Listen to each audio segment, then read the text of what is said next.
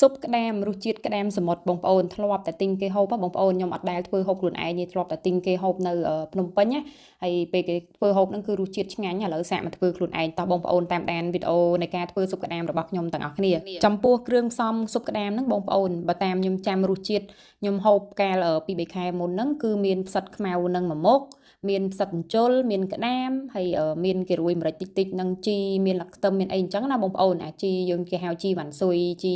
បន្លាជីអីលខ្ទឹមហ្នឹងគេហាន់ហើយមានតែប៉ុណ្្នឹងមុខទេតាមខ្ញុំចាំបានប៉ុន្តែអត់ដឹងថារូបមន្តគេត្រូវក្បួនហ្មងវាមានគ្រឿងអីផ្សេងទៀតទេណាបងប្អូនអញ្ចឹងខ្ញុំមានតែផ្សិតអញ្ជុលមានតែផ្សិតខ្មៅមានតែក្ដាមតែប៉ុណ្្នឹងមុខឯងបងប្អូនហើយធ្វើហ្នឹងដំបូងឡើយខ្ញុំលាងក្ដាមឲ្យស្អាតបងប្អូនគឺខ្ញុំលាងក្ដាមសម្អាតឲ្យស្អាតចឹងហើយបាទខ្ញុំយកមកចំហុយហើយចំហុយហ្នឹងបងប្អូនចង់ប្រើលឹងសឹងក៏បានប្រើចាន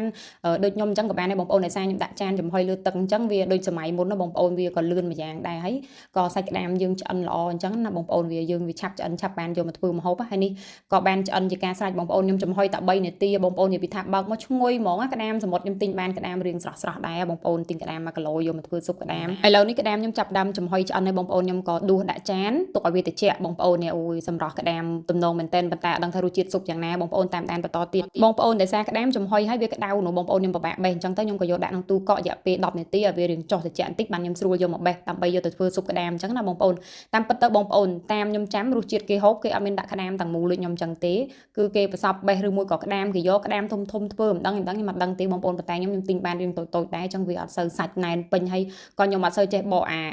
សាច់ក្ដាមនឹងយកតែសាច់អត់យកឆ្អឹងអត់សូវចេះទេបងប្អូនអញ្ចឹងមានណាបងប្អូនខ្ញុំបេះដាក់ទាំងមូលយកតែស្នូកចេញយកតែអាសមីសមុះនឹងចេញយកតែខ្លួនតួក្ដាមហ្នឹងយកទៅដាក់ក្នុងទឹកស៊ុបដូចស្ងោរជ្រក់ក្ដាមអញ្ចឹងបងប្អូនហើយប៉ុន្តែមិនថ្មីទេបងប្អូនដោយសារខ្ញុំធ្វើលើកទី1ហើយណាមួយយើងធ្វើហូបខ្លួនឯងយើងមិនមែនធ្វើលក់ទេអញ្ចឹងជាទុកជាបទពិសោធន៍ថ្ងៃក្រោយយើងទិញរកក្ដាមរៀងធំដើម្បីបេះយកតែសាច់អញ្ចឹងណាបងប្អូននេះបងប្អូនដូចបានឃើញអញ្ចឹងគឺខ្ញុំបេះសម្អាតយកតែអាសមីសមុះនឹងចេញហើយខ្ញុំកាច់ជា2ផុសយកទៅដាក់ដូចស្ងោរជ្រក់ក្ដាមអញ្ចឹងបងប្អូននេះក្ដាមដែលបេះហើយហ្នឹងគឺខ្ញុំសម្អាតអស់ហើយក៏បេះទុកវាមកដុំអញ្ចឹងមកដើម្បីពេលដែលទឹកដាំពុះខ្ញុំដាក់គ្រឿងផ្សំដូចជាផ្សិតអញ្ជុលផ្សិតខ្មៅនឹងអីដាក់ស្ករអំបិលប៊ីចេងទឹកត្រីម្សៅស៊ុបអីចឹងហើយមកបានដាក់ក្ដាមតាមក្រោយចឹងណាបងប្អូនហើយចំពោះវិធីធ្វើស៊ុបក្ដាមរបស់ខ្ញុំនេះគឺខ្ញុំធ្វើតាមបែបខ្ញុំចាំរសជាតិខ្ញុំធ្លាប់ហូបណាបងប្អូនអត់មានបានដឹងថាគេធ្វើមិនអីមិនទេគ្រាន់តែដឹងថាដាក់ដាំទឹកដូចតែយើងស្ងោរស៊ុបស្ងោរអីធម្មតាអញ្ចឹងគ្រាន់តែយើងប្រើក្ដាមអញ្ចឹងណាបងប្អូនធ្លាប់តែស្ងោរស៊ុបរដងយើងប្រើត្រីសាច់មាន់ឬមួយក៏ឆ្អឹងជីនីជ្រូកឬមួយក៏ស្ងោរស៊ុបសាច់គោឬមួយក៏ស្ងោរជ្រក់សាច់គោអញ្ចឹងណាហើយនេះបងប្អូនស៊ុបក្ដាមដែលមិនអាចចោលបានណាគឺម្សៅពោតបងប្អូនឬមួយក៏ម្សៅឆាកូរជាមួយទឹកឆៅតិចមកយកមកដាក់កូរជាមួយទឹកស៊ុបក្ដាមតែកំពុងដាំពុះរងាស់ជាមួយនឹងផ្សិតយើងពីមុខនឹងឲ្យវារៀងឆ្អិនតិចហើយចាំយើងចាក់ទឹកម្សៅឆាដែលកូរជាមួយទឹកឆៅហ្នឹងចាក់កូរ